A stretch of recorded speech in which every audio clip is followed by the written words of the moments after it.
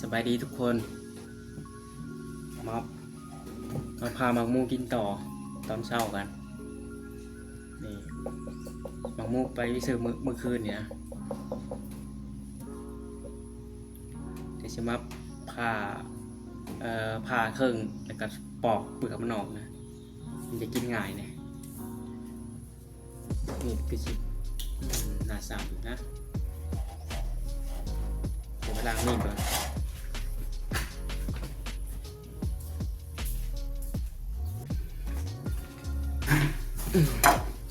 คลิปนี้โบมียังลายนะคลิปนี้นะนี่โบมียังลาย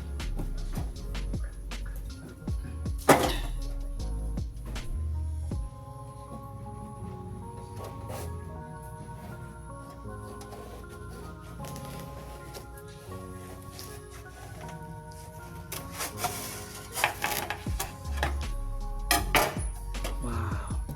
นี่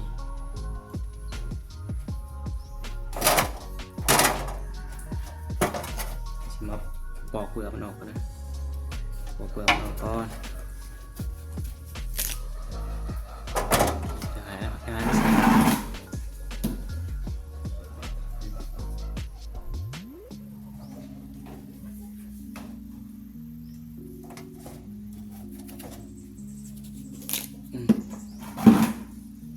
เดี๋ยวจะปอกเปลือกมันก่อนนะ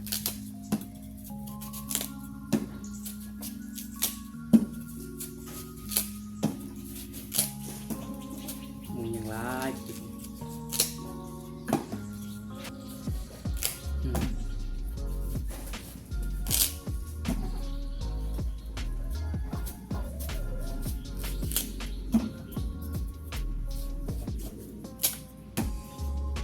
นาชิวานขักอยู่นะนาชิวานขักอยู่จุดได้ไหมโอ้ยส่วนกาบมือเช้าไปให้ไก่นะ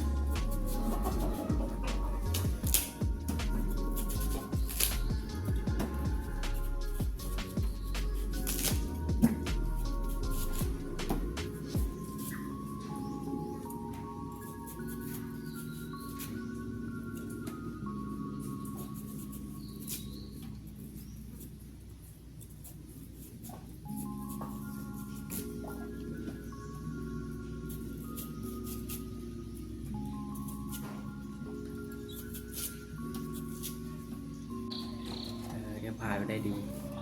ผ่าเป็นเสียงเล็กเสียงน้อยกันแล้วกันนะผ่าแบบนี้ดีกว่า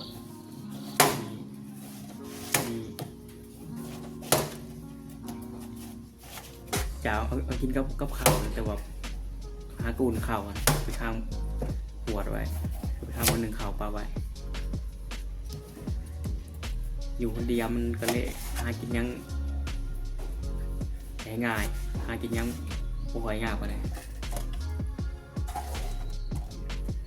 แล้วส่วนเชื่อนึงก็เชื่อเอาไว้เขาตู้เย็นเอาไว้นะมาแดงขักเลย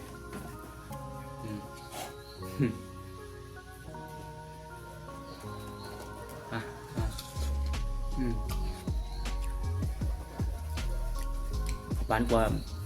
เมื่อคืนเนี่ยนะ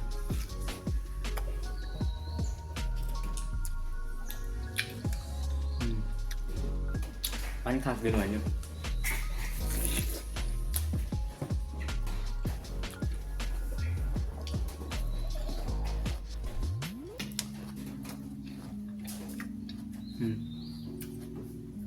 หวานช้ำๆเลยนะ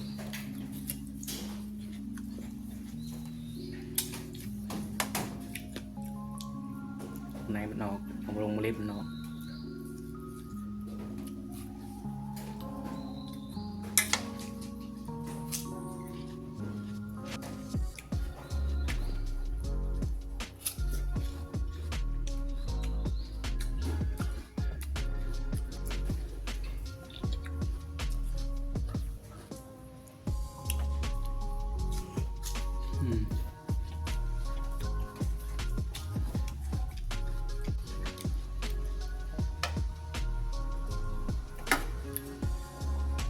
ส่วนในมันออกก่อนนะเอาไปปลูกได้นะในนี่ ลงเมล็ดมัน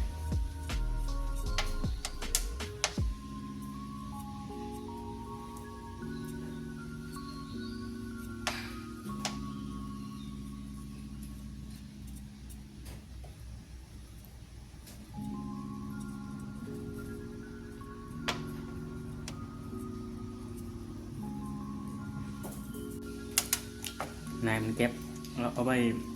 ปกล้าปลูกได้นะ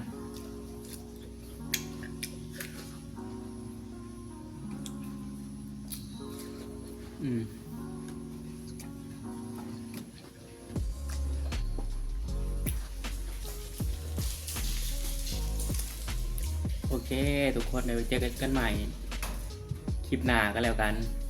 อย่าลืมกดไลค์กดแชร์แล้วก็กด Subscribe กดกระดิ่งแจ้งเตือนหน่อยกัน